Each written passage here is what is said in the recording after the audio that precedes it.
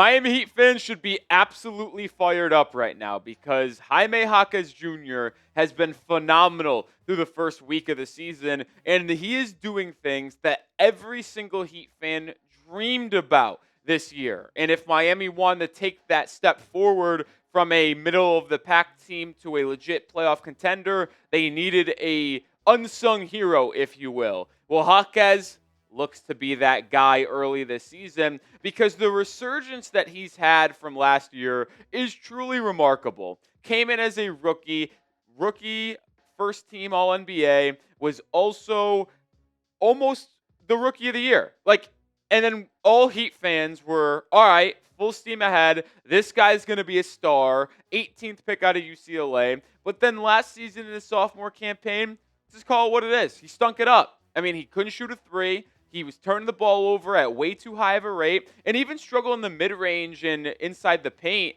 where he thrived as a rookie. But this season, he looks like double the player of his rookie year, which was expected a little bit last season. Through 4 games this year, he is averaging 18.8 points per game while shooting 68.9% from the field. He did not make a three-pointer until last night where he went 2 of 4 from beyond the arc against the Hornets. So the three-point shot isn't even there for Jaime through the first week of the year, yet he's still putting up incredible numbers offensively on efficient shooting. He has been absolutely phenomenal. There's no way to put it other than that. And this new look Miami Heat up-tempo offense perfectly fits Jaime, but Jaime also is part of the reason, and I would say a large reason, why the Heat's up-tempo offense has been working so far, which has led Miami to the number 1 offense in the NBA through 1 week of the season, as well as the number 1 pace team in the NBA through 1 week. The changes that were alluded to by Erik Spoelstra and some of these young players at Media Day in September, right before training camp begins, they are coming to fruition right now, and Jaime Jaquez Jr. is a large reason why. And are you appreciative of Jaime and what he's been doing to start the year? I certainly have, because the Heat aren't 3-1 without his efforts, and his ability to get buckets off the bench came in really handy, obviously, last night, as well as against the Knicks on Sunday. Spam your triple J's for Jaime Jaquez Jr. in the comments. He truly has changed everything. I talked about it very briefly in the open of today's show, but I mentioned it a lot in the offseason. If the Heat wanted to go from a perennial play-in team, which they've been a play-in team for each of the last 3 seasons, to going from a top 6 team in the playoffs, but a team that isn't just making the playoffs and is one and done, but actually competing to go to the finals in the Eastern Conference, they needed one of 3 players to take a monumental step forward. Those 3 players were Nikola Jovic, Kel'el Ware, and Jaime Jaquez Jr. And I consistently said the most likely step forward out of those 3 was probably Kel'el Ware, but I saw Jovic having that potential as well. Well, 0 for 2 on my end, because Jaime Jaquez Jr. has been that person, I know it's very early, to take that monumental step forward. While Ware has been pretty much the same as last year, Jovic has been effective, but not to the levels that you would have needed him to jump to take that next step as a team. Look at the efficiency that Jaime Jaquez Jr. has had. We showed you earlier, he's shooting 68.9%, and he's shooting just 2 of 4 shot 2 of 4 from 3 yesterday, but 2 of 8 on the year. And you see his shot chart, even without the 3-point shot falling right now, he is able to get 2 feet in the paint, get to his spot, finish at the rim with ease. Look at the blue dots inside the restricted area. It's truly remarkable that a player that is only about 6'5", 6'6", has no 3-point shot, is able to get to the rim and finish with the efficiency and I forget the word. It kills me when that happens to me. The amount of times is basically what I'm saying here. The fact that he's been able to get to the rim at that rate and finish with that efficiency is super impressive from Jaquez. And the handle is a big reason why. We talked about it last season. His turnover rate was through the roof. And the Heat tried to play through him a lot. They tried to get him have the ball in his hands, initiate some of the offense, and it didn't work. And it looked like it might get ugly again for Jaquez the first couple games of the preseason, but now he's just turned a corner where he's putting little moves on guys. Like, he's confident. Is it the most pretty handle? No. And if you get an elite defender to pressure him, it's going to be a little bit of a struggle. But when he gets downhill, he's confident in his ability to, behind the back, between the legs, size of dribble into a spin move or a little turnaround jumper. The post footwork still continues to be there. He exercises that up and under move to a high degree. He's also got that spin move on lock. Like, the Heat's up-tempo offense has made Jaquez look very comfortable, because Jaquez at his best, and you go back to his days at UCLA, is best in transition, using his size, going up against smaller defenders, taking advantage of mismatches, getting to the rim.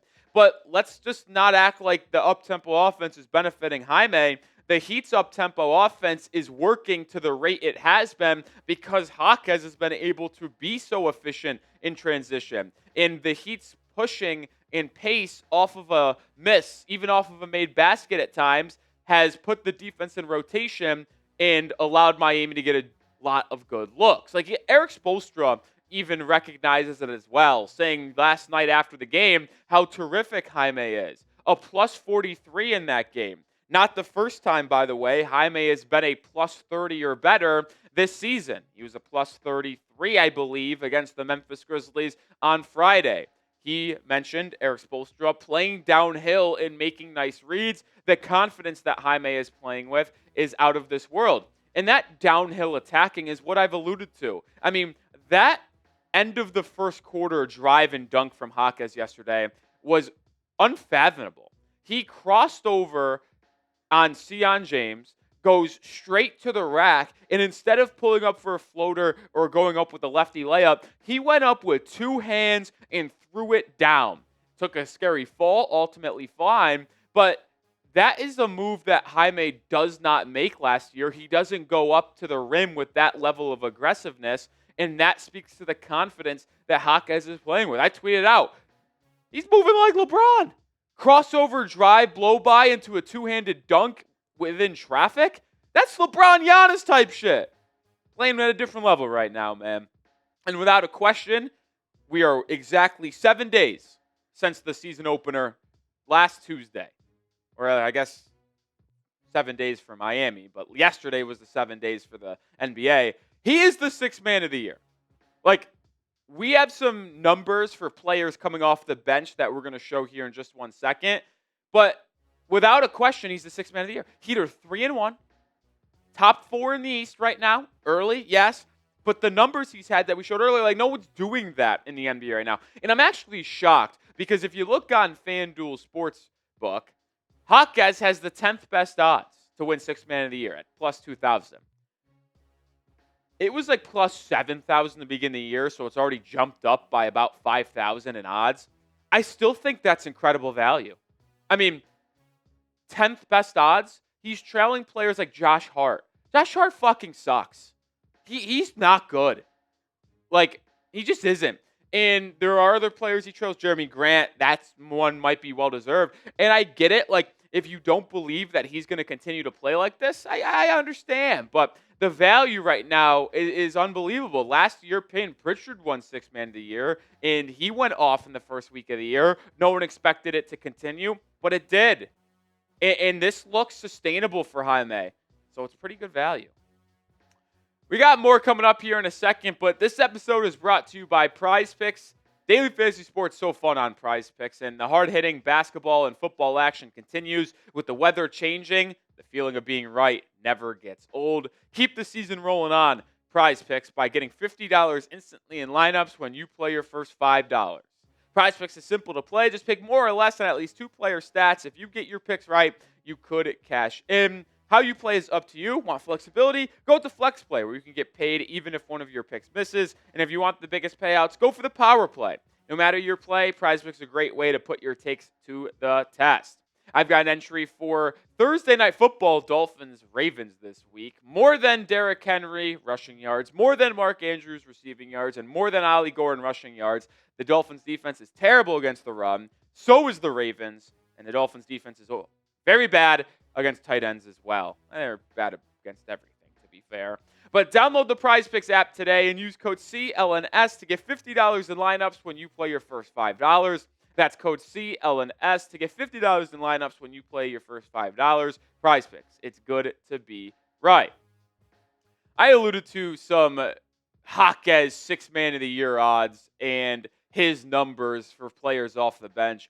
Through the first 4, 3, 5 games of the year, however many your individual team has played, if you're watching this and not a Heat fan, this is how Jaquez ranks in players that do not start. Second in points per game with that 18.8 point game average. The only player he trails is Jeremy Grant, who's averaging 22 a night through his first 4 games. He's shooting 5th in field goal percentage. This is all for players that play at least 15 minutes a game, so it doesn't count for guys that are shooting 100% from the field and play 4 minutes a night. No. Jaquez has the best plus-minus in the NBA for players off the bench. Second best net rating. Also, Jaquez's defensive rating through the first week of the year, 87. That's like ridiculously good. And speaking of his defense, like I mentioned, if you look at defensive win shares, another advanced analytic, he's first in players off the bench that play at least 15 minutes a game. So second in points, arguably the best defensive player off the bench this year as well, and number 1 in plus minus. You couldn't ask for more. Like, if you're a Heat fan and we're scripting out the perfect start to the season for Jaime Jaquez Jr., you probably undersold what Jaime is doing right now. Like, seriously, this is unheard of stuff from a third-year guy in Triple J. Because if a player is doing this kind of stuff in their third year, they're probably a featured player and a starting guy. No, he's coming off the bench for Miami. But it just speaks to the Heat bench in general, and I want to take a quick sidestep. We'll get back to Jaime more in depth here in a second. But the Heat bench has been sensational. Ever since they moved Nikola Jovic to the bench, like, it's been a trio that I think might be better than LeBron, D-Wade, and Bosh. Just kidding, of course. Just kidding. But you look at what Simone, Jovic, and Jaquez have done off the bench this year, it's been unfathomable and unthinkable. We already showed you Jaquez's stats, but how about Fontecchio and Jovic each giving you double-digit points per game off the bench and shooting above 42% from 3?